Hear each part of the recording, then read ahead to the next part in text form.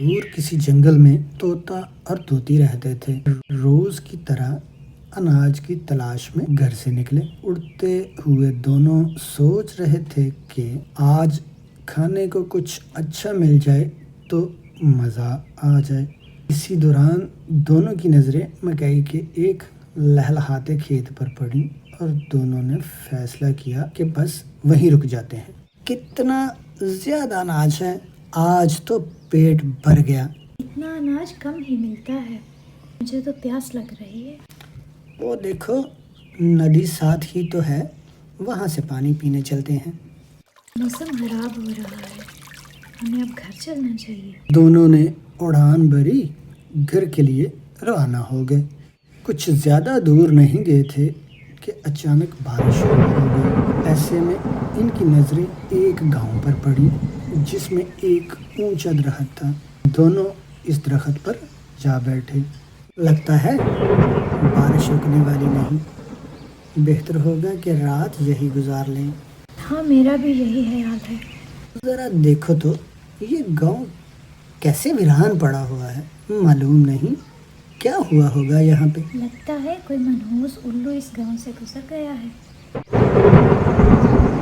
مجھے تو ڈر لگ رہا ہے، لگتا ہے اس درخت پر کوئی اور بھی ہے۔ ڈرنے کی کوئی بات نہیں ہے۔ کون ہے؟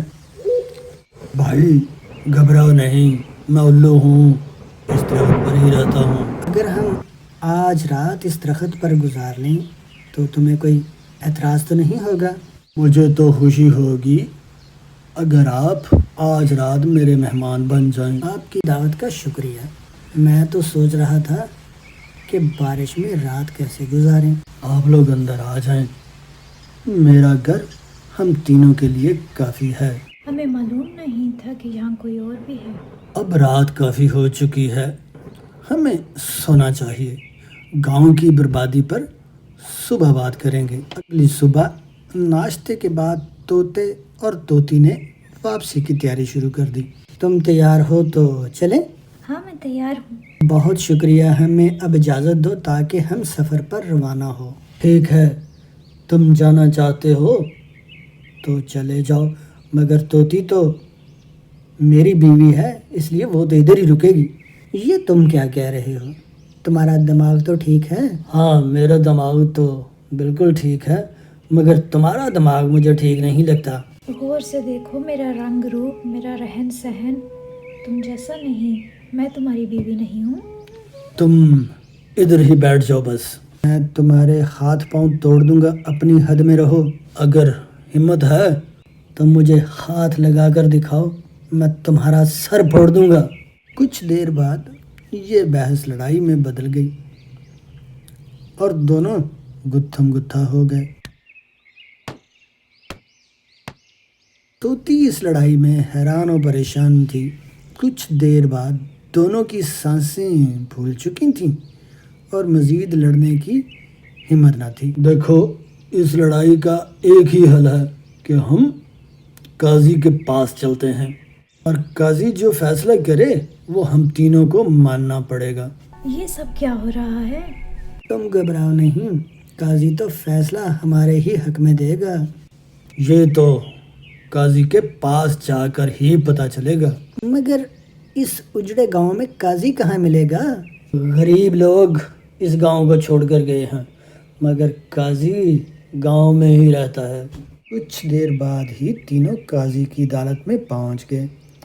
سلام دعا کے بعد قاضی نے پوچھا، بتاؤ کیا ماجرا ہے، کس لیے آئے ہو؟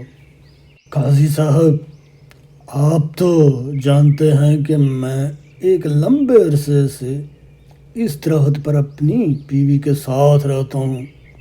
طوطا کل میرا مہمان تھا اور اب میری بیوی کو اپنے ساتھ لے کر جانا چاہتا ہے۔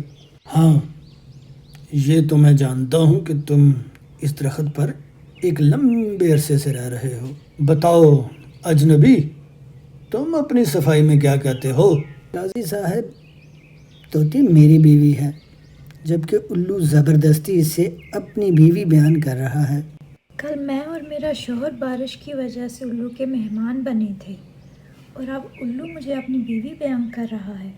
اچھا تو یہ ماجرا ہے، میں نے تم لوگوں کی باتیں سن لی ہیں اور میرا فیصلہ یہ ہے کہ طوطی الو کی بیوی ہے۔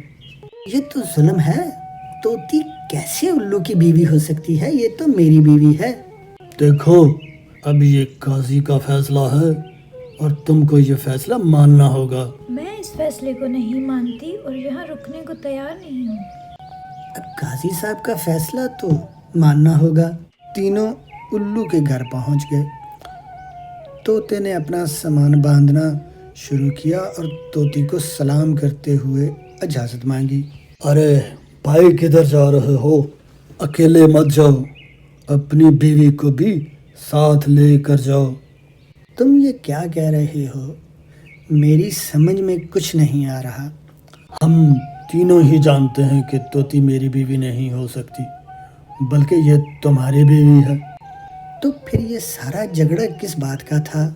بھائی یہ تم لوگوں کو سبق دینے کے لیے بہت ضروری تھا کہ الو کے گزرنے سے گاؤں تباہ نہیں ہوتے، بلکہ جب کسی جگہ سے انصاف ختم ہو جائے تو تباہی اس جگہ کا مقدر بن جاتی ہے۔